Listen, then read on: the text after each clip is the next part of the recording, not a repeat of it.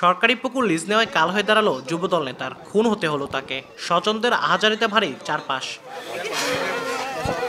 স্বজনরা জানান, আওয়ামী লীগ সরকারের সময় উপজেলা শ্রমিক লীগের সহসভাপতি জামিল মিয়া কাহালুর মালঞ্চার মাগুরা গ্রামে সরকারি পুকুর দখল নিয়েছিলেন। রাজনৈতিক পট পরিবর্তনের পর এবছর যুবদল নেতা রাহুল 1,20,000 টাকায় পুকুরটি সরকারিভাবে লিজ নেন। এ নিয়ে শ্রমিক লীগ নেতা জামিলের সঙ্গে রাহুলের দ্বন্দ্ব চলে আসছিল।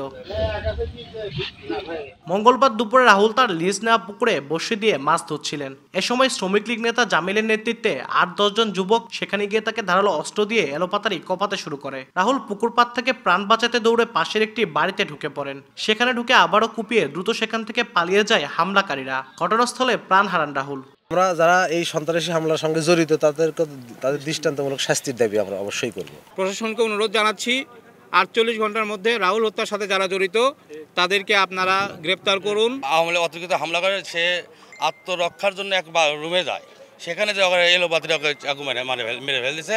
নানা বাড়ি পুকুর 8-10টা পুকুর, ও মাছ মারতে যায়, কোনোদিন না বাধা দেয়নি, ও কেন ওখানে পড়লিবে? ওখানে পুলিশ বলছে পুকুর নিয়ে পূর্ব শত্রুতার জেরে এই হত্যাকাণ্ড। জড়িতদের আনা হবে আইনের আওতায়।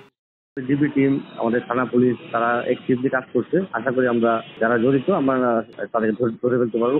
এর আগে নন্দীগ্রামে রিপন মিয়া নামের এক ইজি বাইক চালকের মরদেহ উদ্ধার করে পুলিশ। এ নিয়ে জেলায় একই দিনে 2টি হত্যাকাণ্ডের ঘটনা ঘটল।